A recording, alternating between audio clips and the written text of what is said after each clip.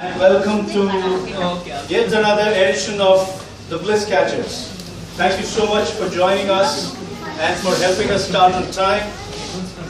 This is the 32nd edition of Bliss Catchers. It's the third season that we are into. In fact, we're winding down the season with next month's edition. It's a joy every time to meet new guests, new audiences, and celebrate the joy of being. That's really what drives Vani and me to put together this program every month on the last Saturday here at the Odyssey Bookstore. And a lot of this would not be possible if it is not for the support of the Odyssey Bookstore. They're such a generous sponsor. They give us the space, they help promote the event. And I must thank Ashwin, the CEO of the store, and his team led by Parandaman, who give us complete support with anything that's required for this program. Why do we do the Bliss Catchers? I see new people in the audience, so I'll do a customary overview of the program itself. This program celebrates Joseph Campbell's philosophy of following your bliss. What he told the world in 1984 is still very, very relevant to all of us. That we live our lives in a very, very, very conditioned way. And that conditioning forces us to concentrate more on earning a living than living itself. Now, 10 years back, Vani, my wife, and I were plunged into a deep crisis. A crisis that we are still navigating through. We're still dealing with it, which is we're dealing with a bankruptcy for almost a decade. While everything material was taken away, which is the entire earning a living department of our life shut down, we understood the value of living. And the value of living life meaningfully, happily. And that's what we come here to celebrate through this program. Just yesterday, there was a guest from a friend or a reader from Bangalore who read my book, Fall Like a Rose Petal. And he came up to Chennai, all the way from Bangalore. And his question was, how do you manage to stay anchored when you're going through such a big crisis? How do you deal with this on a day-to-day basis? Now, each of us is dealing with our own situation, so I'm not singling out just Vani and me. I think somebody's dealing with a bankruptcy, that's us. Somebody's dealing with a health situation, somebody's dealing with the loss of a dear one, somebody's dealing with a relationship problem. So all of us are dealing with our demons, we are dealing with our crises. And in dealing with them, how do you wake up each morning? And the answer I gave the gentleman was, we look forward every single day to wake up and inspire people to be happy. Because we've understood the value of being happy despite our circumstances, which is most of us try to postpone happiness, saying I'll solve all my problems and then figure out a way how I can be happy. But we found that our problems were not going away anywhere. They were where they were and they were stuck, and so were we. So we said, how can we be happy while being non-worrying, non-frustrated, and non-suffering? And that idea has propelled us, has pushed us to come out and talk about our life. So I wrote my book, and we curate these programs, the Bliss Catchers being one of 4 that we do across the city. All of them are free, non-commercial events, and they give us great joy. Now, whatever we are doing is nothing original in this. Joseph Campbell talked about it, and even ahead of that, centuries ago, the Japanese had figured out a way to do this. In the Japanese culture, they call it ikigai. Ikigai means the reason for being. Why are you here? That reason is called your ikigai. And in a very loose way, they say, your ikigai is your reason for jumping out of bed every morning. So what is your reason for jumping out of bed every morning? When we ask this question to people, and we get exciting people with exciting answers, we also call them Bliss Catchers. And that brings me to my 2 guests this evening, who have found their ikigai, who have found their bliss, and who are following it with complete abandon, with complete joy. and they are Raghavan Manian and my dear friend Murli, who I will call drums Murli. Please be seated as I introduce you, and I will then invite you over to join me here. Raghavan and I got in touch with each other almost accidentally, right? And it was at our dear friend Vijay Raghavan's house. There was Vijay Raghavan is very close, Vijay Raghavan and Ramya are very close friends of Vani and me. And they hold home concerts, and they had a concert of the Manganiyars from Rajasthan. And that's where I bumped into Raghavan, and over dinner we exchanged notes. And I found that here's a man who has done the typical, sorry for using this lingo, but typical PSBB padips, which I was not. I'm also a PSBB alumni, but I'm not padips. But he went on to do IIT, he went to University of Virginia for his master's, and then he was a real, the NRI techie living and working in the US. He worked with Cisco, and then and many other companies. And then in 2011, he decided to come back to India. Now, somewhere early on in his formative years, when he was about 10, he had an opportunity to interact and learn music from the one and only Dr. Balamurali Krishna. And that changed his life. So when he came back to India, he picked up the threads of that, and I'm going to, talk to him about that in my conversation today. And ever since he's been back in India, it's been a journey of, as he calls, discovering newer forms of classical music and presenting them. Right, Raghavan? Would I be right in saying that? He also calls himself a lifelong student of Western classical, of jazz, and the blues. So that's Raghavan Manian for you, and I met him about 8 months back, and we are here today on the Bliss Catcher Show. Thank you so much, Raghavan, for joining us today. It's awesome to have you with us. I'm going to talk to you a lot about your journey, your guru, and your bliss. Right? Interestingly, we have Ramya joining us, which is, hi Ramya, thank you for joining, which is Drums Murli's wife. Is it okay if I refer to you as Drums Murli? Okay. Absolutely. Right? So Drums Murli, again, accidental meeting. We were at this large wedding, and somebody was introducing somebody, and somebody was introducing Murli to somebody else, and I picked up he was being introduced as Drums Murli. So I went and Googled for him, and I found his story. He was, ideally his family would have wanted him to be a chartered accountant, right? Ideally. And he did try his hand at not only accounting, but also a couple of other jobs. But he found the pull of the drums completely irresistible. So he lives drums, he breathes drums, he plays drums, he sleeps drums. I mean, he is drums epitomized. And you will see them both in action today. And you can see Murli's setup over there, quite enticing, quite inviting. And in 2003, he set up a drum school called Just Drums, which is in Narwarpet, which is a tiny little studio actually. But it is so full of positive energy. And that comes from the man himself. Look at him, larger than life, right? I would use the same word that Don Bradman used to call Sachin Tendulkar. When Sachin Tendulkar met Don Bradman for the first time, Don Bradman was asked, hey, what do you think of this guy from India? And Don Bradman said, he's a bonzer. Bonzer in Australian slang means a jolly good fellow. And that's really what Murli is. So thank you, Murli, for joining us this evening.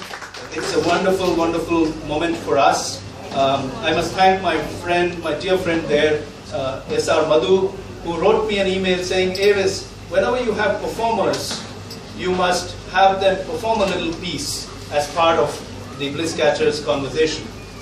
So I wrote back to him saying, it's not always possible, but we'll give it a try. I suggested it to both the gentlemen, and look at what you have here. You have a brand new saxophone, okay, inaugurating, debuting on the Bliss Catchers show. We can't ask for a bigger blessing than that. And we have all those majestic equipment. Brand new hung drum too. Oh, brand new hung drum too. So I do hope this means a lot of fun today. and we're looking forward to the show. But essentially, ladies and gentlemen, this is a conversational show. So we will go into interludes of music, but we'll stay with the conversation. And the way it's structured is that we will have me in conversation with the two gentlemen for about 60 to 65 minutes. Then we have an opportunity where the audience asks the guests some questions, and then we wind it all up with a quiz segment. There are two quiz segments in today's show. There's a midway quiz segment where I will ask you questions about the guests, and you win these fabulous takeaway mugs, these beautiful mugs that Odyssey puts together. And then we have a question segment, a quiz segment, where the guests ask the audience questions and you get more mugs. So stay on till 8:29. This program will wind down sharp between 8:29 and 8:30. So you still have the rest of your Saturday evening to yourself. Thank you so much for joining us. Gentlemen, may I have you on stage, please? Thank you. Please be over here. I don't even know how they're going to start, what they're going to do. I could make out that they have something lined up, so let's wait and watch when they give me the cue to get started with them.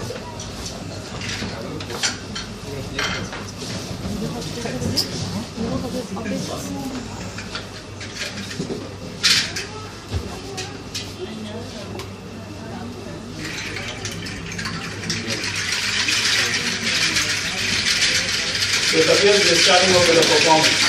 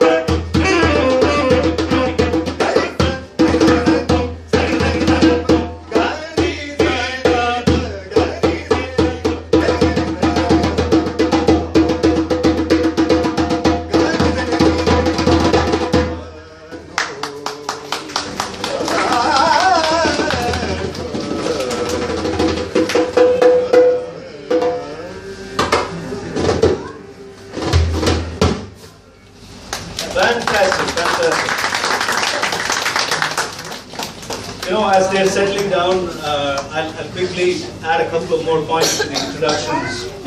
When I heard Raghavan perform at a concert recently, the host of the concert was describing Raghavan's performance as follows. He said, "Inge engeyo Dr. Balamurali Krishna orinjittu irukkira madiri irukku." And that is the feel that you get when you hear him. Thank you so much, Raghavan. And with Murali, I have attended his annual concert of his drum school, an event which is something to look forward to every year in Chennai. It's the 15th year of his drum school, and at the event, you can feel the energy that Murali and his students bring to the whole stage.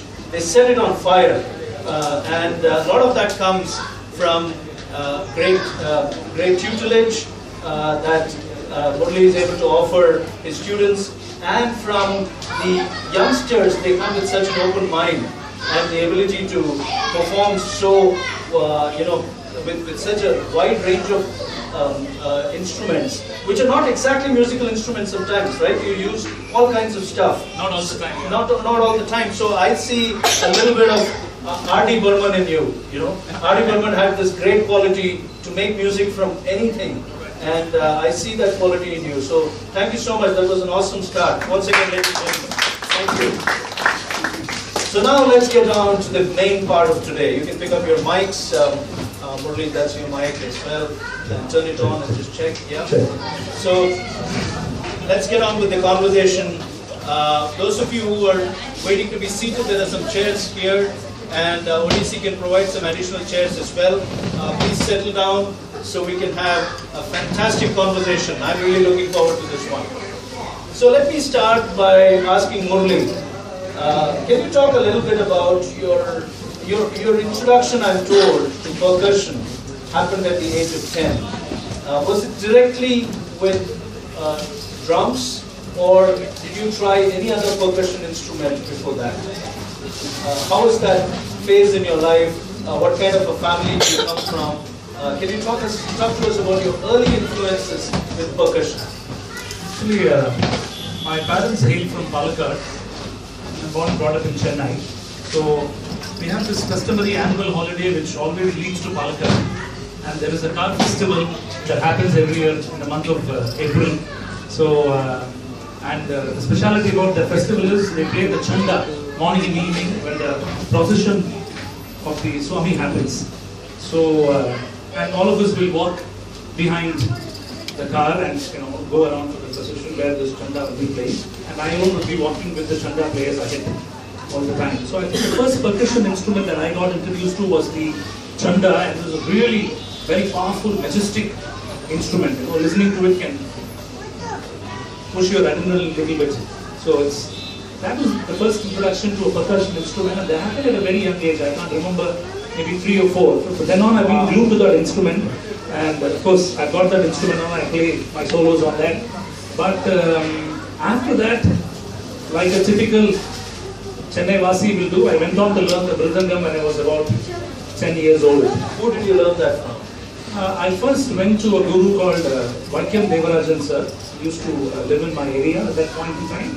So I went to him to learn. I went for a brief period to Krishnagana Sabha, Rajabhaya, but it was not working out. I was not able to go there on a Sunday afternoon. But my regular session started with Vakyam Devarajan sir, and I started learning the Mridangam. He would, of course, then obviously when I came back to school, the opportunities to play Mridangam was very little.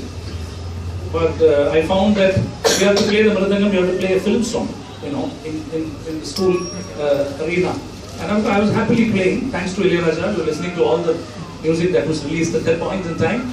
And I was happily playing all the film songs on that. My guru did warn me, saying, if you keep doing this, then you're going to end up playing, for the films and not for the classical musicians.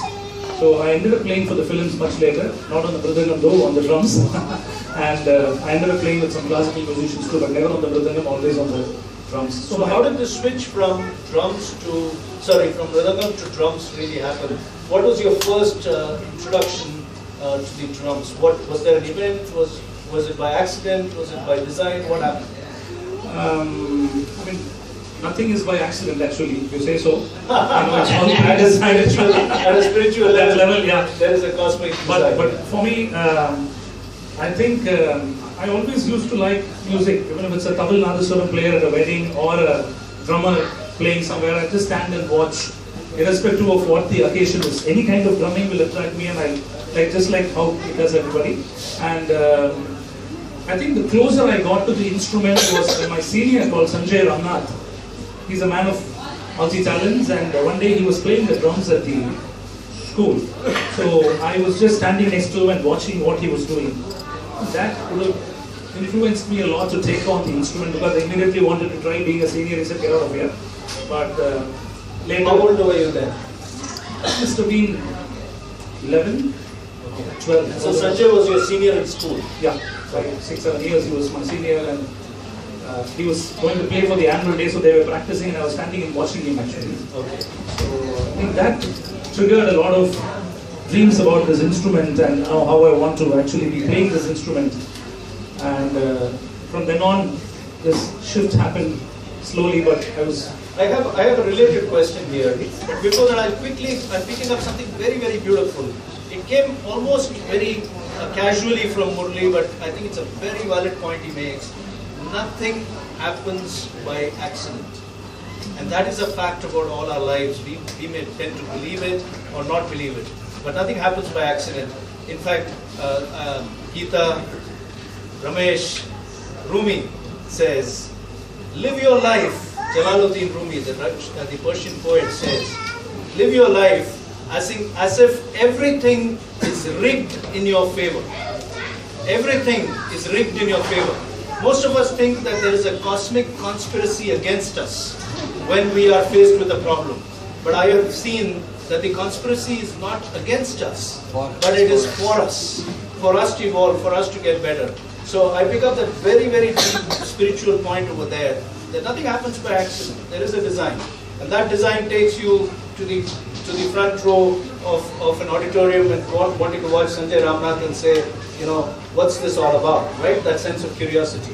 True. But let me ask you a question. Today, in circa 2017, if a child wants to learn, see, there is young Vedant there, young Siddharth over there.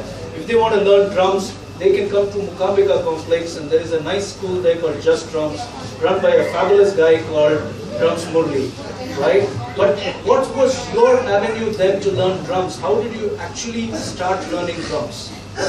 So the first misconception those days was that Western musicians are guys using meth, or Western musicians are people who are maybe true with some cases, I do not know, but I've not even seen how it looks. So I didn't get any place to actually go and learn, and it was not a very welcome idea at home too, and things were not this accessible. Now you just Google drums Murli and you know where to go. Then it was not like that. There's no Google, by the way. And then if you have to say drums, then you have to look at people. I kept looking at one particular board on the roads, something on Avenue Road. Now I'm not even remember that name, but I thought I'll give them a visit someday. But that never happened. So I started, trying my hand at it myself. And I found out that there was a gentleman called Johnny DiMello who used to hire out instruments and sound equipments to musicians. So I went and found him on 1000 Rides. He's still there. And I actually spoke to him and I said, if you will allow me to practice. So I started observing people as they played, and I started trying to implement those ideas on the drums, and I slowly started practicing. He was nice enough to give me extend some credit too, because it's an expensive affair, and once you go there, you cannot finish in 3 hours. Being with the instrument by yourself, it just tends to go on, and I'll come back to him and say, will you please allow me to play later? And he was very nice to allow me. He encouraged me a lot at that point, and that was, I think, the first drum kit that I played was from his rental equipment, and he fondly remembers. So you rented the equipment, played it in his studio? He has a practice room. Okay. He had a practice room. I think he continues to have it even now. So I went to the practice room, hired the whole place, then told him I actually want to use only the drum set, so can you give me like a discounted rate? So he said, just go and play, man, I'll see you later. How old were you then when you were doing this? 12 and a half. So I have a very important question. How did your parents deal with it, but I'll come to your question a little later. It's an important question. I'm going to go to his story a little later, but we're going to come to Raghavan's story now to get your story started, Raghavan. You say in one of your interviews that you met Dr. Balamurali Krishna when you were about 10, 11 years old. What was that meeting like? And what was the context of that meeting? I think unless you have a musical context, I think meeting Dr. Balamurali Krishna might not have happened. So were you like coming from a musical family? What's your family background like? And talk to us about that meeting and what happened. So this was in 1984, 85. And in those days, Tambaram was considered to be not in Chennai. Neither was it in Chengalpet. It was in the Bulldogs, basically. So there was once a year a musical affair that would happen, where all the greats will come and sing. It was in this Samaj that they celebrate Ramanam. So I had started singing by then. I was already performing concerts under the tutelage of a great guru, Pallavi Narasimhacharya, as well as my own my own dad's elder sister, Tenkasi Rajammai. They were training me for a longer while, and I think some of that had stuck on, and I had already started giving public performances, just small ones. And this one at the Samajam was special because I had been given a 30-minute slot. That's a lot of time for a little kid. And Pallavi sir worked very hard on me and then they had known by then that the performance after mine was Dr. Balamurali. So I guess they must have worked me extra hard. And he was already my childhood idol. My father is a connoisseur of music. And his bliss was this pool tape, which he would play religiously every day when he comes back from work, and usually it will play Balamurali Krishna. Sometimes it will play Cliff Richards. So he had a little bit of varied, in those days I would consider him extremely eclectic in his taste. So Balamurali was a staple, and so were some others. I listened to everybody on that school. That school was his life. And it was beginning to become my life too. So I knew of this man. He listened to my concert.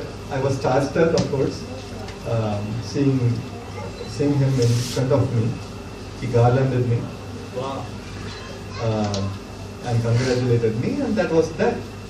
And I was happy that my Agni Pariksha was over. For that moment, that was it, and I thought I was done, and I could go scot-free. But my father had some other plans, apparently. He caught me by the scruff and put me in front of Guruji himself and said, this is the boy who sung in front of you. Guruji said, yes, of course I am here. He's here. Will you teach him? So it was as blunt as that. You heard him sing, you garlanded him, and you spoke some kind words about him. Will you teach him? To that very, very sharp and blunt question, the answer was a very sharp and blunt, I will wait for me to retire and I will teach him. I will have time in my hands. And Balamurali Krishna, being the revolutionary, had suggested retirement from music. This is not done. Nobody retires from music. And he did not per se retire. What he meant was that I will not be singing 365 days a year, make it 300, and I'll have 65 days to spare. There will be 1 or 2 classes for him. So that's how it happened. That's how it happened. So again, it's a reiteration of the same point. Nothing happens by accident, right? There is a design that landed you in that Samajam in Tambaram on that day, right? I think so. And landed Dr. BMK there as well, right? I have to ask you a question here. So I sense from your first answer that music was part of your growing up years. You had started performing, there was a lot of encouragement from your parents. But typically in the adolescent years and post that, when you begin to take more quote-unquote life-related decisions, like I'm going to do engineering, I'm going to, I'm doing my JEE and I'm going to go into IIT. people tend to pause their passion and dive deep into earning a living. How was that process for you? Was there a constant connect even during your college years, both in India and in the US, with music? And how did you sustain that passion for that long during those years? It is true that I must have worked the hardest I ever did to take the JEE. And those days it was 1 year of hard work. Nowadays I believe it is 6 years. It just got progressively harder and harder and harder. And I feel sorry for that. But anyway, coming back to my story, the 1 year and the fruit that it bore, an admission to a great college, IIT Madras, and that too a good branch, a branch that I knew I would enjoy because I was always interested in science and physics especially, and electrical engineering was a segue into that sort of thinking. So as such, academically it was a high, it was a fantastic feeling. In terms of music, there was clearly a writing on the wall that there was some sort of dialing down that was going to happen.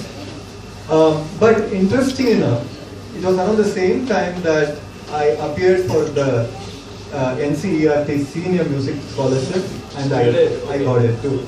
So I was 16. I was taking my JEE. I was taking my senior scholarship exam.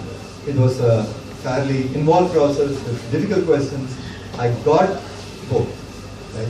Now the choice is, there's no choice. I am going to be continuing with music. Question is how much of my time is going to go into that. Okay. And at that time, in retrospect, I could have spent a little bit more time on music.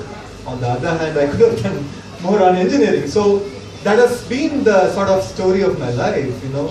What if I do 10% more of this and less of that? And I have experimented. I have had the luxury of the last few decades to try various combinations, everything from 80-20 to 20-80, and that's where the slider has been between music. So you never and left one for the other. That's what you're trying to say. Not so far. Not so far. And it's what I leave is not going to be music, and that's for sure.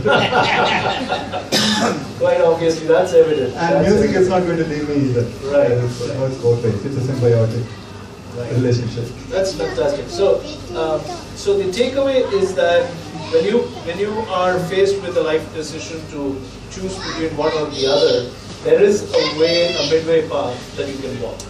And you say the slider moves 20-80, 80-20, depending on how you're feeling at that point in time, right? And at each stage, you keep moving the slider back and forth. Yeah. So that's really what is my takeaway in that question to him. Also for all of us, I think we're dealing with situations where children in our circle of influence, or as adults, as people in our midlife situations, we're wondering, should I leave this for that? And I think you can strike that balance if you work a little extra. You know, if you think through this. And Raghuvan's story is pretty much, very, very indicative of that possibility, right? It's pretty much indicative of that possibility. Let's go back to Murli there. Murli, I come back to my earlier question. Giving a child at 12 and a half, 13 years of age, ample money to try something as esoteric as playing drums is not a normal parental, way of doing things out here in our part of the country. How did that happen for you? How did you manage that? And at any point were you pressured to pursue something like academics? Okay, yeah. Actually, the thing of ample money, and I never mentioned it, I don't know how you got the idea. I used to save up money that my dad used to give me for going in the bus here and there. I used to walk the places, and I used to save money. And see my older pictures, earlier pictures, you'll agree with me. It was this size. So I was walking a lot and saving up that money and whatever they give me for different occasions. So I was using up that money. So my dad used to give me some money whenever he leaves town, saying, buy your chocolate or an ice cream. So I forgo all that. I think I amply made up much later. See? But So that is where the money came from, which is why I had to tell Johnny that I'm going to pay him later. Because I had to wait till my father leaves town next time, take the 10 rupees from him and he leaves for my ice cream and then settle this man later. But in the later years, they brought out a free bus pass. I was not able to get the bus pass money, which I couldn't save. You walk, anyway, the bus pass was free. So, and we didn't have this concept of pocket money and I'm going to pick up this, buy that. It was not like that. We were a typical middle class household, conservative in a lot of ways. But my grandparents were very, very encouraging. My father also, at a later stage, actually I have not credited him much all these years, but when I think about it, he has actually recorded a lot of this chanda music. He used to carry the tape recorder and come to Palakkad and record it and come back and play it for me. And I remember when I was in my pre-KG and LKG, I used to be adamant that if you play a song for me, then I will go to school. And I don't know where he got that patience, but he used to, normally he's not all that patient, but somehow at that time, he used to play me the songs of Shankara Bharaman, one cassette that he had, and he used to play me those songs, and I used to sing it in full swing with S.P. Balasubramaniam, and then go to school. So, I wouldn't say that they were all absolutely okay. In an extent. My mother has always been okay. She's been like, you're trying to do what you want to do, but ensure that it's the right thing. I don't want anybody coming in and saying he broke my instrument, he did this and that. I was more worried. My father was very busy and he thought it's just one more thing that my son is doing, so let him do. It was not really, I have to be with the books when he comes back. To an extent that he was a terror. My friends will say, please go, it's about time, your father is going to come back, go and study. So it was like that. So I will get back home and be with the books when he's there. I don't know what I studied, but I'll be with the books. But I was kind of balancing at that time, and though my inclination was all slowly moving towards music, I didn't think at that point that possibly I would take it up as a profession.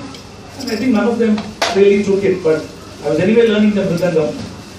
One thing my father kept repeating even today that, I paid 60 rupees to a typewriting institute and you went for 3 days. And, I was interested in a different kind of figuring that I didn't know at that time, but so it was like that actually. We kept quite a balance. I love the point. There is a similarity between both stories. He talks about the balance. He talks about the balance too, in his own way, in terms of being able to save up what came his way as money. And I think at that age, I would have been more reckless with it. If I had access to that kind of money, I would have been more reckless with it. But I think you were judicious enough to throw it back into what you believed was your passion. I think that's the strong message that's coming, which is that if we really want to do something, I think we can be creative about the way we approach it. You don't have to have a cookie cutter that if I get so much, then I will go ahead and do this. You can figure out a creative way, and you struck a bargain with Johnny DeMello, right? Your first drums kit owner. So in a mridangam kind of instrument, there is a lot of acceptance in a typical let's say Tamram family, that I want to buy a mridangam, you may get a mridangam. I want to buy a guitar, you may still get a guitar. But I want to buy a drums kit. How did your first drums kit happen? Okay. Actually, my mridangam happened, as you said, I still have it with me. My mridangam happened when I started learning. My father dutifully got me one from Palakkad. But the drums didn't happen for a very long time.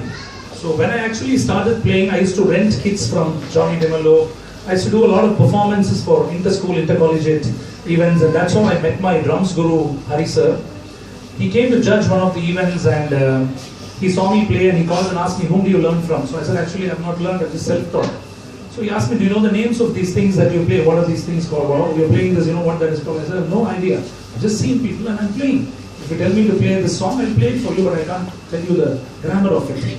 So he said, come, I'll teach you. And that's how I went on to learn, drums from him. So then I started going with him to concerts. And there was one guy who was, used to do a lot of performances in this intercollegiate culturals, my friend, Abroon Ghosh. He had a group. So I just stuck on to him for the next few years and started playing his concerts, and he was nice enough to say, okay, you come and sit with whatever instrument you have. So I started playing the bongos, and when I got my different kinds of drums, I started working with it regularly for the next 7-8 years. So that gave me like a push. But the first drums happened much later because I saw that by that time the advent of electronic drum kits was in full swing. Now, I was more into, in the long run, I want to have my own setup of what I had in mind. So if I get a drum set now, one is you need an electronic pad to go and play concerts. When I say concerts, I'm talking about playing film music for weddings, parties, and everywhere, whenever there is an opportunity. So I decided that I will get the electronic drums first. That was my first drum that I got in '96. After working for a year at a hotel, saving up some money and taking a loan from my grandparents. And a year after that, but even before I had the drums, I had this electronic drum. I used to play concerts and spend all the money I get to paying the rent and transportation. You know how Chennai autos are, even now. So I used to pay all of that money in the rent, but I just wanted to be in the circuit, so I continued to play. And when I got my drum pad, I saved up that money. I used to repay my grandparents for the loan, and then ask for the next loan, obviously. So everything after that came as a loan from my grandparents, and as a matter of a good luck charm, even though they are not there now, I take it from my uncle. He continues to be the And then a year later, I got my first drum kit, which was a second-hand kit my friend was using, and he wanted to sell an upgrade to a better kit. So I asked him, why don't you give it to me? He said, yeah, sure, this is the price. So I paid him and got that. And a couple of years down the line, I made my own kits. Another friend made it for me. I still have it at the drum school. When you come, I'll show you. So that's how it happened. So again, a lot of creativity went in all through the process, right? In terms of convincing people to give you loans, whether they're the grandparents or trying to convince a friend to sell his second-hand drum kit to you. So I think you found a creative way every time, right? It just happened, actually. I don't know if I found it, but it just happened. It just happened.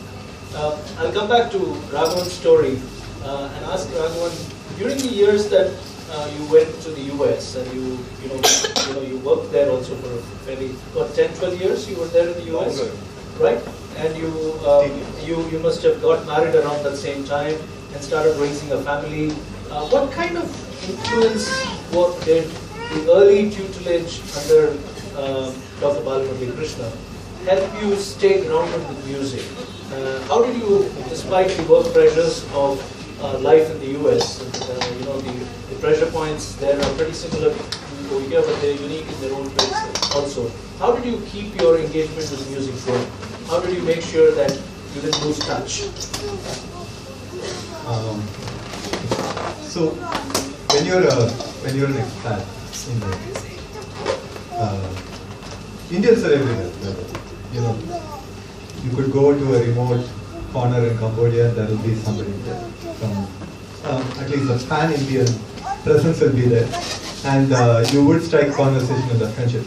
But besides just the Indian and pan-Indian community, how a grounding in a classical art helps is that you identify with it, and vice versa, you are identified by it, right? And when you are away from home, where your grounding is, you seek that identity, and you find it in classical art much stronger than anywhere else, because connection to your past, your collective past, the history, the lyrics, the spirituality. So that is one thing that has always defined me, and never have I found it more useful in my life than in the first few years when I was abroad. Right, with having been an only child, being in Chennai. In fact, I haven't even crossed the Basin Bridge. That's what the northernmost point of India that I've been was northern Chennai. And then from there on, the northern hemisphere. Right. So I was just kicked out of the hemisphere itself. And when your sphere shifts, you have to find the center.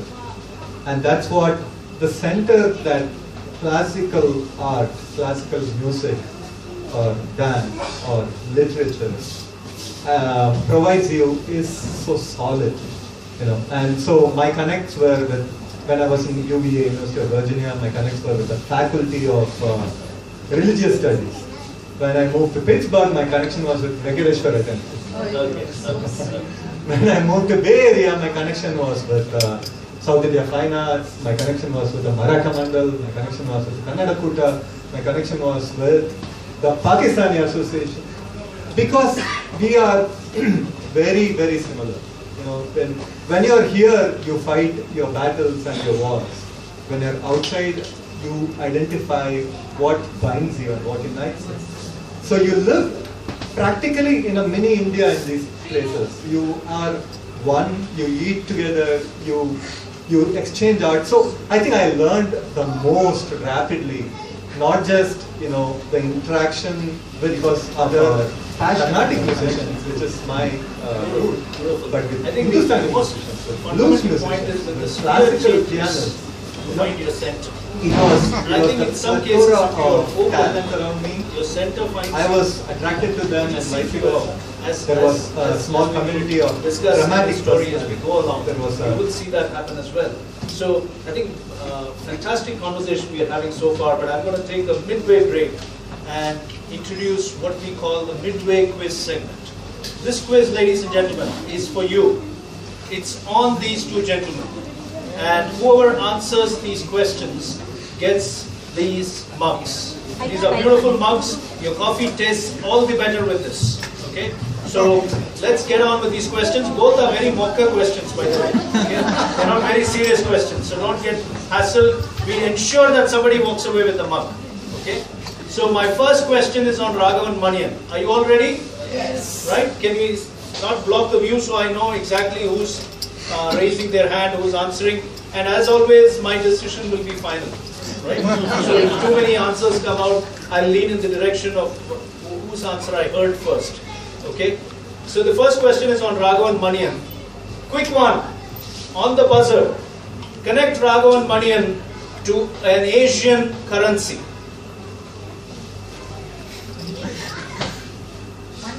I should not, because I am his father. So we'll exempt you, sir. Thank you. Yen. Not yen? Renminbi. Huh? Renminbi. No? INR rupee.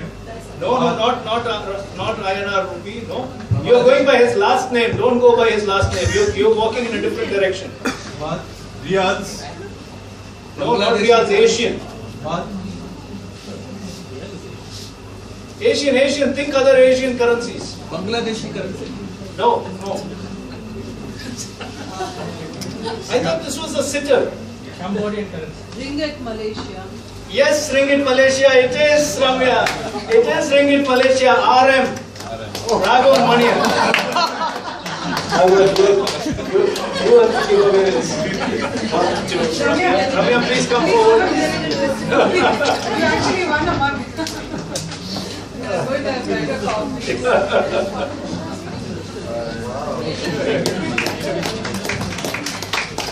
Okay.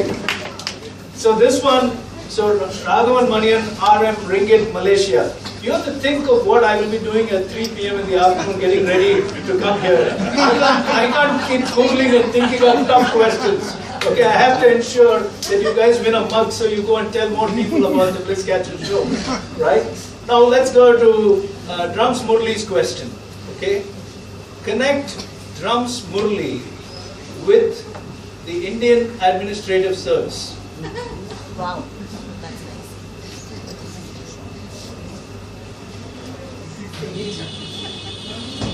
Yes, sir. Absolutely right, District Magistrate. It is absolutely right. DM for District Magistrate. I told you the questions are very mocha. I gave you my disclaimer.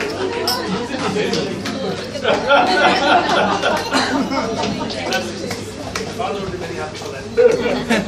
He must have been one. Mr. He must have been ideal.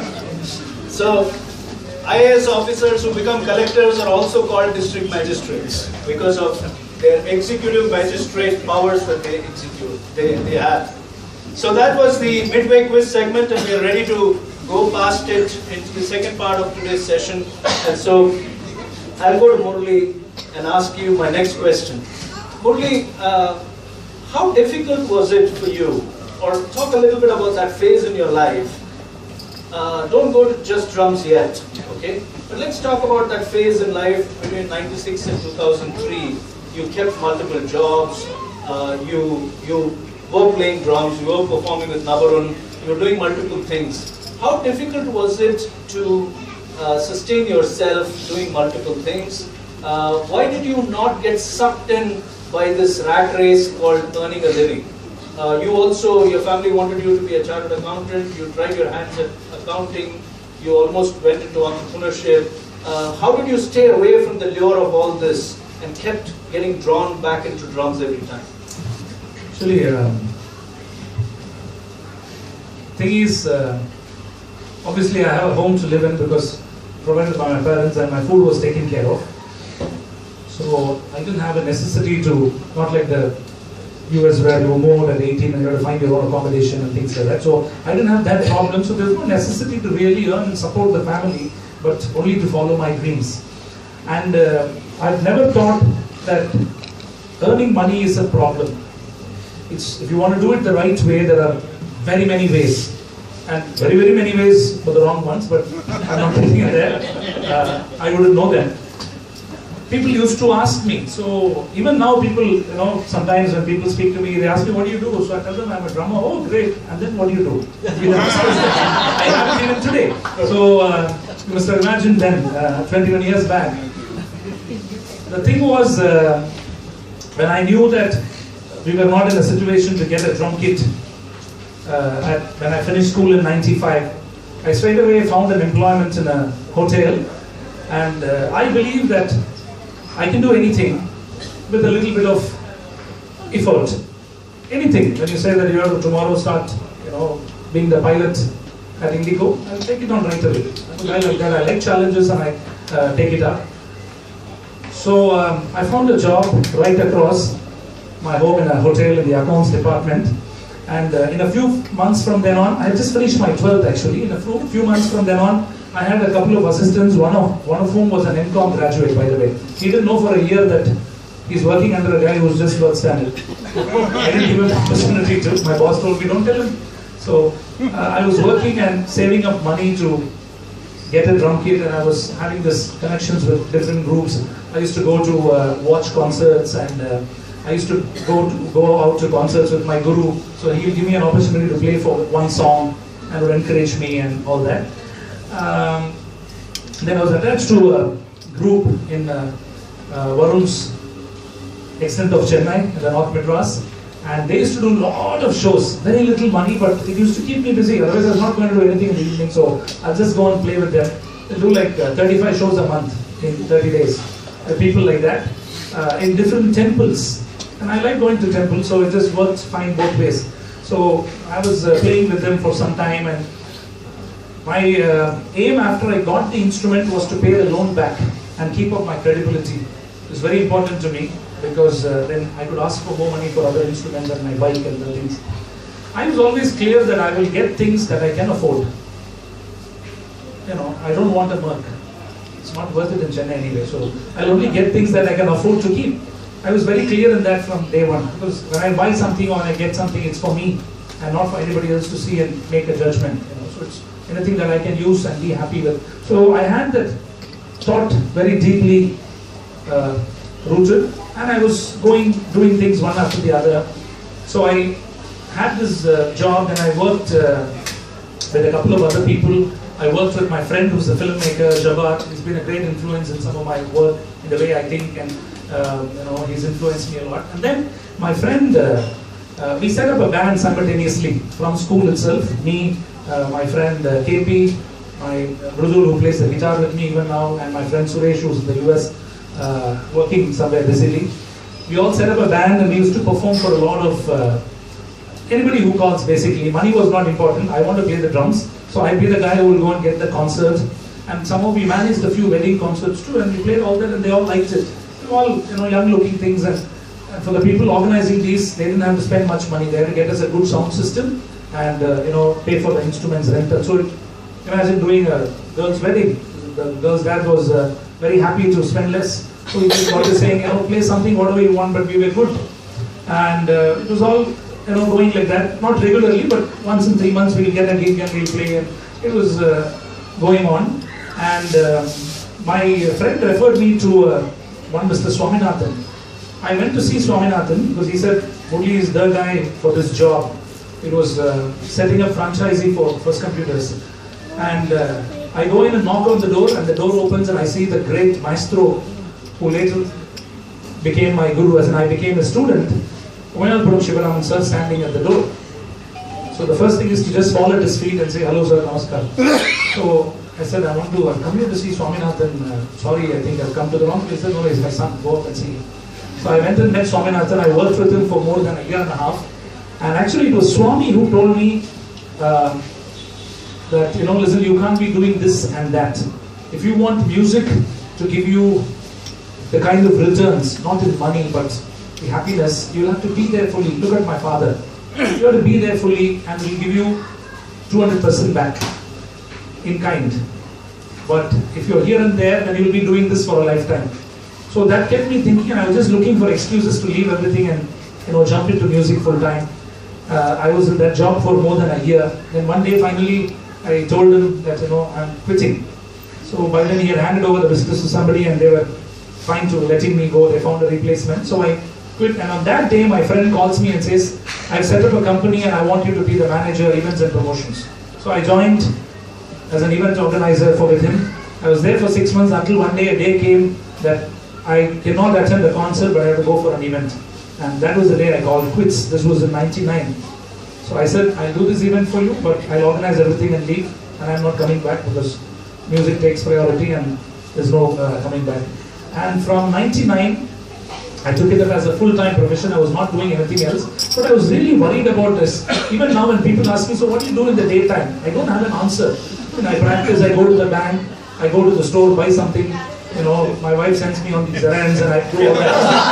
I give out the iron clothes and stuff like that. Yeah, so, I have a lot of things to do in the day. I practice, I think of music. There's no schedule for a musician, it's like you're practicing all the time. You don't have to go to a place and practice. After a certain stage, you're actually practicing many times. So many times my wife knocked on the bathroom and say, enough, now come out. So it happens, both as children and as musician adults. So I decided that maybe I could utilize the time better, and I was being called to a lot of colleges to judge their events, very young. And also, perform.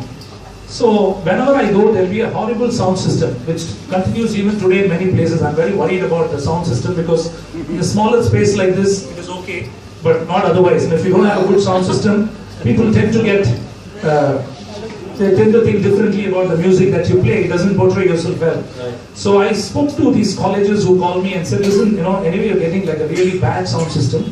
Can I help you with it? And I think it was Ethiraj College who came up and said, please can you handle the sound system for us? So I quickly, as usual, took some loans and got up a nice set of sound equipments, gave it to my sound engineer and said, you keep it, you maintain it, but when I call you, I want you to come and set this up wherever I say. So he was very happy with the idea because he couldn't afford any of those instruments anyway.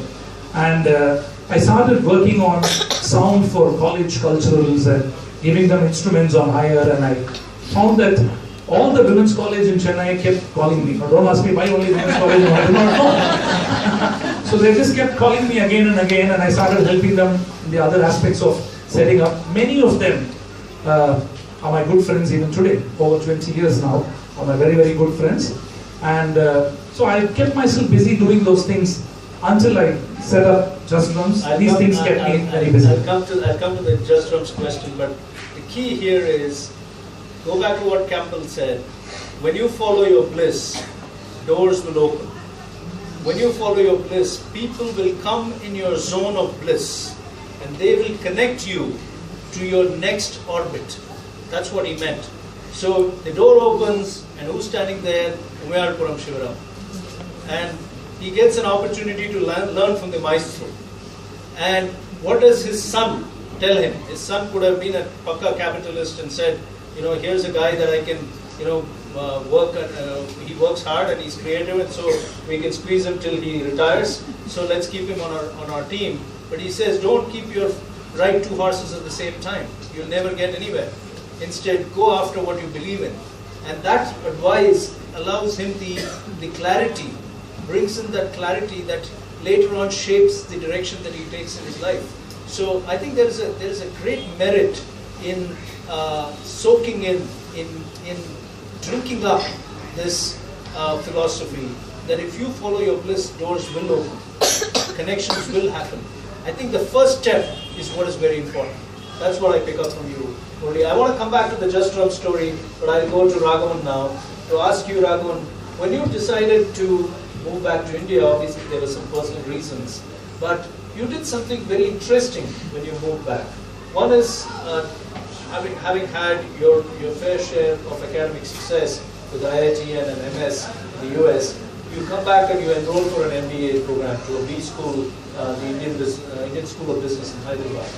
And then after you come out of it, you actually go and work for Shankar Mahadevan at his academy in Bangalore, at his institute in Bangalore.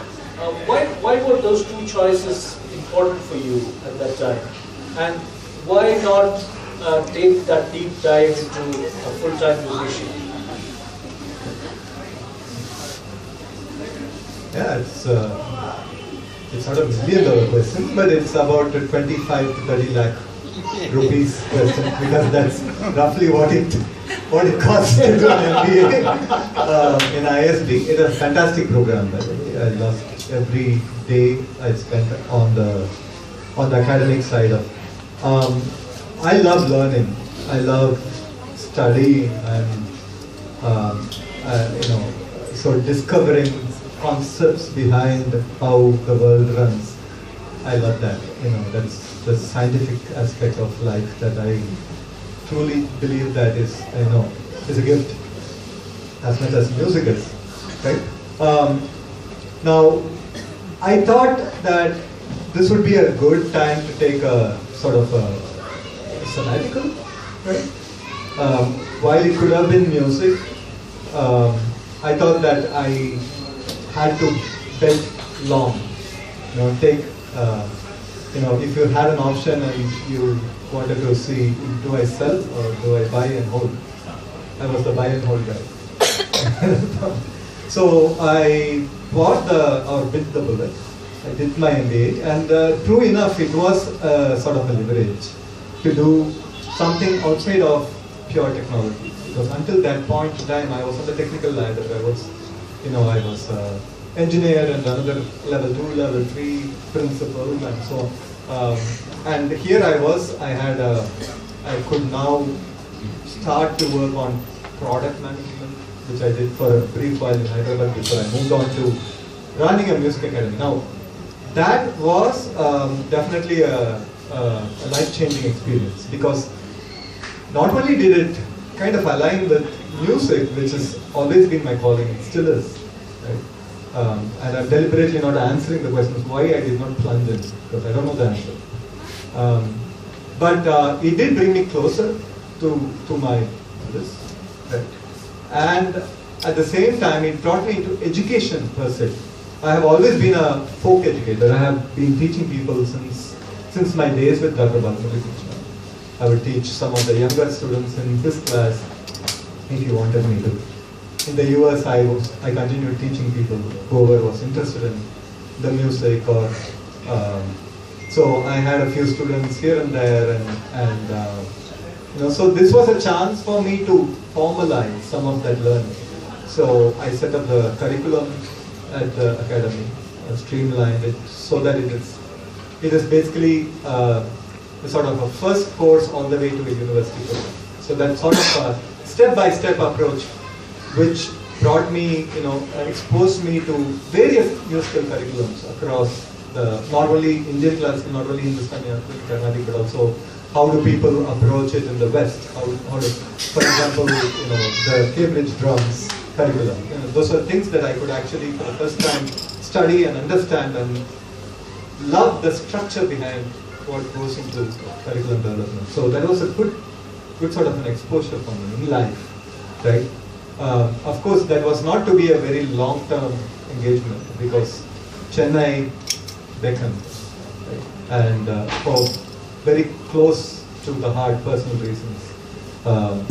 At that point, my father was like, "Yeah, Uncle, my guru was not doing too well either. And I wanted to be even closer to them than I was in Bangalore. I didn't want this once in a few weekends trip and then hurry back. So I decided to move, and providentially I found a very sweet engagement in Chennai. Okay. So it did seem to have a nice sort of progression to it. I had to leave the US, I had to do something here so that I could continue with another dimension of intellectual thought, another possibility but it is also connected to music. You see, there is a curriculum angle to it. It may not be for performance, but it is deeper understanding. Right? And it brought me again. It got me to work with a musician like Shankar, who's fabulous, who's so rounded as a showman, as a multi-talented, right? So me with my multi-instrument genre experience, having to work with somebody similar but a high achiever, I learned a lot. So what I'm picking up is that it was your thirst for learning, for understanding a different dimension of yourself that led you into the program, and it was also your thirst for exploring music as an educational platform, right? As an opportunity where you can not only educate yourself how to run an academy, but you can also through the academy, talk about how curriculum can impact students, right? And that's what drew you. That thirst for learning drew you into its fold. But then there was a musical connection, and now I understand you do a course at the IIT Madras where you teach the engineering of music. Would that be too big a statement to make? No, it's actually very accurate. So can you talk a little bit about that? Yeah. So fast forward a few years, and my startup is founded by two very good friends. One of them is here, Balaji. It's called Imaginators, and we work with children. We are trying to shape thought in education for pre-primary and primary. Right. So it is a very ambitious, very lofty idea, right? And it is very close to my alma mater, IIT Madras. So in the course of this engagement, I started talking to people in the faculty of IIT, saying, "Would you be interested in sending some students for internships?" That was really the start of this. But the written question they had for me is, would you be interested in teaching the physics of music in engineering design? That would be a win-win. Send me a student and I'll teach you for internship. So they gave me an intern. I gave them time. And that time was time beautifully spent, because I would now take apart the sine wave or the Fourier series or the transforms or the wavelets of how music basically builds up and causes what it does. Now, music is a very visceral experience. It is very deep down. We can never explain. It's one of those intangibles. It is like spirituality. You'll never be able to place your finger into why is it beautiful. You can keep writing papers. You could keep theorizing. The closest that you can get, I would say, in the physical dimension, is to understand the physics, to understand the construction, and through that understanding, trace the history of this musical instruments, whether it's vocal, where it all starts with, percussion, which comes right after in the history of instruments, to the flute, and so on and so forth. You see that human scientific endeavor and musical innovation go hand in glove. There is a very strong connect. That keeps you engaged with the medium, as well as the joy of exploring it from a very scientific angle. Absolutely. Wonderful, wonderful. Music is visceral. You can't put a finger on it. That's what I'm taking away from your answer. That's amazing. I have one question for you before I go to Murli, but before that, just for the information of the audience, I'm looking at the time and I'm seeing that this is a very engaging conversation. I know that the gentlemen have planned a little piece to play at the end of this conversation. So I may not have time for audience interaction. We'll see how it goes. But if we don't have time, please stay back and interact with them post 8:30 p.m. Let me go to you for a very quick question. At this stage in your life, when you have you have in the last 6 to 8 years perhaps, you have been performing more more prolifically, while parallelly having the freedom to be with imaginators or with any bread and butter kind of roles that you've had. At some point, does it at all matter that you are not pursuing music full time anymore? Is that a redundant question now? No, it is a very, very pertinent question. Honestly, there is, in a musician, there is an angst, always. Whether you are an amateur who does it for the love and nothing else and no monetary reward, or you're a professional. Murali said something that I agree completely, which is that a musician is always at work. A musician does not take a break. There is no bathroom breaks. The bathroom is itself a place where he composes. Beautiful. So it is actually very important to understand that a career in music is no less stressful than a career in technology or a career. In fact, it is worse in a sense, because a musician has no breaks. Okay, I mean, you go to a vacation in an island. What do? I sit with my bansuri.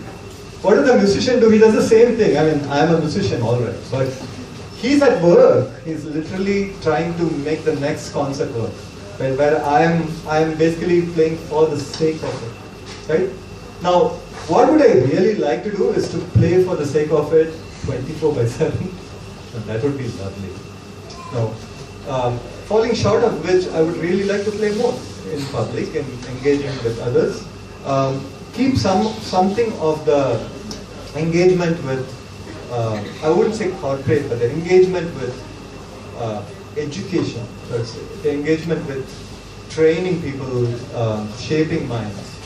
That, for me, the connect with imaginators is not so much a salary. I don't draw a salary. It is for being part of a team which very strongly believes in making a fundamental change in the way we think about education, right? So it is not even as if we are. Of course, we would love to make a killing, and if we don't, I mean, so be it, right? But there is a very idealistic thing about both this and that, both being able to do music for the sake of doing music, as well as being able to give back in terms of finding these patterns, teaching people about the workings, the innards, the emotional impact, how it affects the mind, how it could be therapeutic.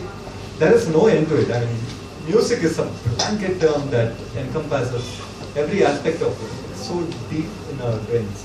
That's why I said putting a finger to it is impossible.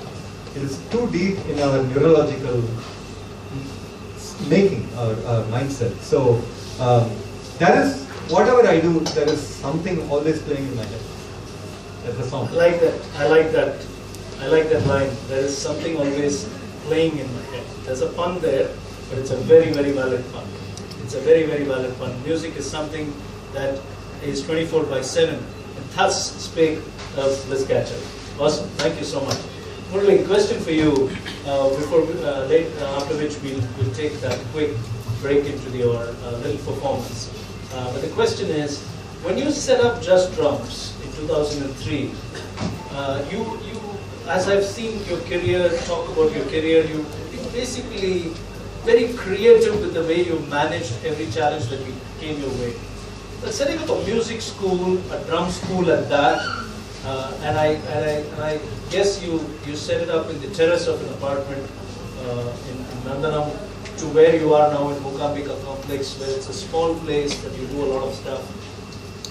Don't you feel the pressures of running an enterprise, a business, the stresses of having to take home a certain amount of money every month. How have you dealt with those everyday demons that everyone faces and feels scared about? What gives you the courage to plow on?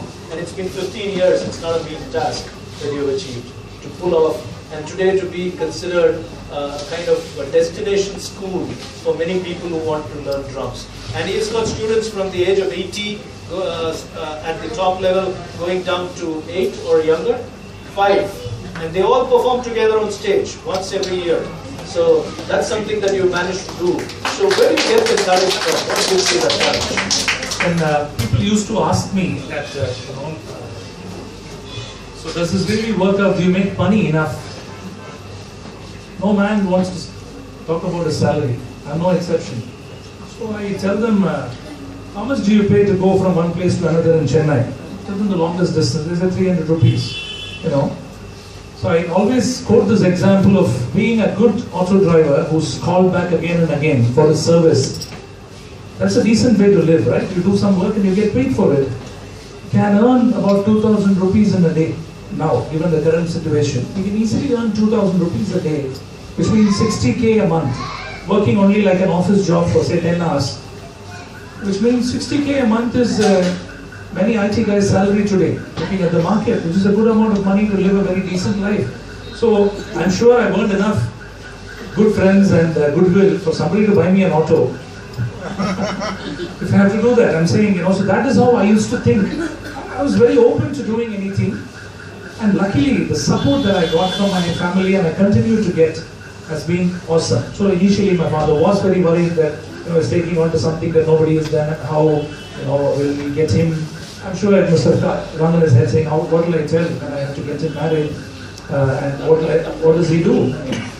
Things like that must have really come in his head. I know being in a bank job, or actually they never said you have to be this. I had the typical, so do you want to become a doctor or an engineer? I had this typical question from everybody when I was young, and I answered saying maybe an engineer.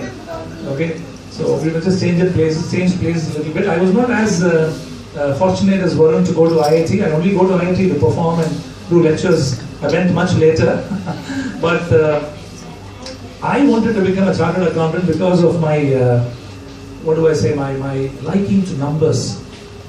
Most of the phone numbers, even today, I just pick up from my phone and dial and not look at the name. I like numbers actually, they do something to me. And music is full of numbers and maths. So I think it's, been there. And eventually, thanks to Ilayaraja, I've become a musician today. Listening to his kind of music, there was no need to listen to any other kind of music. Of course, until I moved on to playing professionally, I listened to all kinds of music. I continue to listen because not everybody plays Rajasa's music, so I got to play with other people, so I listen to jazz and other things. So this question has been there constantly, saying, like I said before, what do you do? Comes even now. When I set up the drum school in 2003, actually I had mentioned in an interview that my plans are to set up a drum school and do something innovative with that. So it came out in a paper as what to expect out of the summer in one of the newspapers on 29th of March 2003. And I just woke up, switched on my mobile, and I got a call saying, I believe you're setting up I believe you have a drum school and you're going to teach drums. I'm like, hello, who told you that? It's in the paper. Well, I'm going to call you back. My first drum school student, Divya, she called and asked me this question, and then I got about 80 calls in the next couple of days. But I had no idea what I'm going to do, and I didn't have a place. Until then, whenever I went to these colleges, at least 5 people will come and ask me, sir, do you teach? Can I learn from you? But I can only accommodate 5 students in a week. The first student comes at 6 o'clock in the morning. We carry all the instruments to the terrace. We play there till 9 o'clock until Chennai's sun comes up. And the last student and myself will bring the drum set down. That is how I was operating since 1998 to 2003. 2003, when this thing came up, it was in the papers, and I said, why not? What do I need? Okay, I need to pay the guy some rent and I need to earn that money. What will that rent be?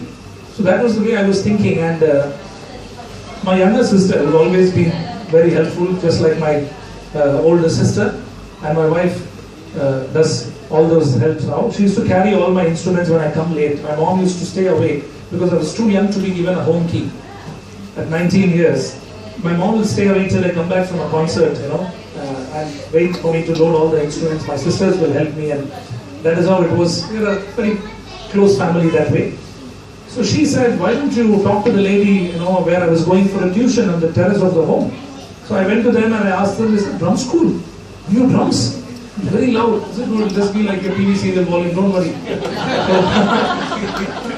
And they said, okay, anyway, we're going to demolish this building. So you take it for 3 months, we'll give it to you. Maybe they thought I'll demolish a few of them even before they started the work. They were nice enough to give me the place, and then the day I opened, 14 students came and enrolled. All of them are in touch with me. They call me for my birthday, they call me for Diwali, and those 14 of them, all of them are in touch with me. Their families have become an extended family for me. It's like that. And then it just kept adding on. So they were all now, the parents were worried that I will just finish the summer camp and be done and not have regular classes. So I had not designed the program with the physics of the instrument and all that to actually set up the drum school. I just opened it, and I know that when you have to teach somebody something, you have to start from the basics. So I start from the basics, and I connected every exercise that I taught to something that is practical in our day-to-day life. Like I often say, the first beat of the drums is the walking beat. You just play right, left, right, and that's how you walk. So kids found it very easy to connect, and I do that even today. So that is how I started off, and then there was no looking back. So the answer I'm getting from you is that don't intellectualize life. You go with the flow, right? Leave it to them to intellectualize it. Yeah, you don't intellectualize it. You take a decision, you throw it at the universe, and you go with the flow that comes your way, right? Absolutely, fantastic. Thank you so much. Thank you. Great answer. I'm going to let you have your little performance, but after we conclude the session, okay? Because I'm looking at the time.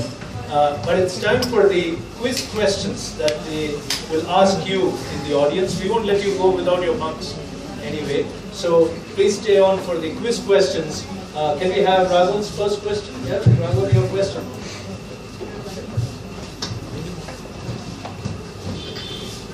So this is a question that the guest is going to ask you, okay?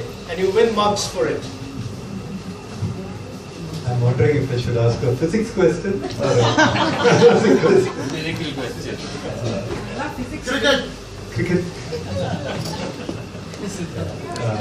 A great shot is music. So if I'm going to name 4 musical instruments. I'm not promising that this will be easy, but you have to tell me which one of these 4 is not a wind instrument. Not a wind instrument. So you could say just 1, 2, 3 or 4. I'll give you 4 choices. 1, blues harp. 2, Eigen harp. 3, jaw harp. 4, pedal harp. That's IIT guy I play. 1, blues harp. 2, Eigen harp. 3, jaw harp. And 4, pedal harp. Which one is not a wind instrument? Correct. Pedal, that's again in the family.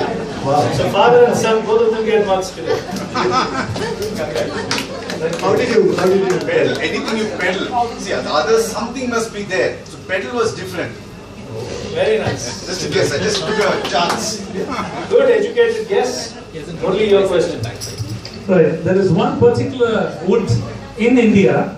See, abroad they make percussion instruments out of maple and hickory.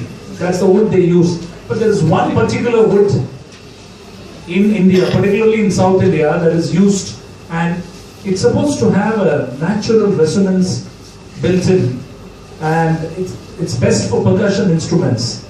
So can somebody tell me? Jackfruit.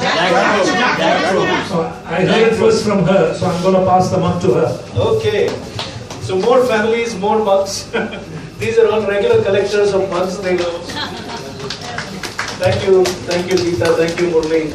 So, ladies and gentlemen, the way I'm going to wrap up today's session is I'm going to do the wrap up because I have this kida in my head that it must end at the 90th minute. And then I will request you to stay on for exactly 3 minutes after that because they do have a little performance, and let's listen to them and close the evening with that. Okay. Before I do my wrap, before I tell you what I'm taking away from today's conversation, on behalf of Team Odyssey, I have little mementos to give them, trophies for the Bliss Catchers. Very few people in the universe get these trophies. Raghavan, this is your prize possession. And this is a little hamper from Hazel, who are our gift partner. That's a little journal for you to write your music notes. Okay. And this is yours, your Bliss Catcher trophy there. And your hamper from Hazel. Please. What I'm taking away from this conversation, ladies and gentlemen, is two beautiful people, two beautiful journeys. One of them being very intuitive with his passion, being creative with whatever he does, and finding a solution, being ready for anything. Bindas, Dildar Admi.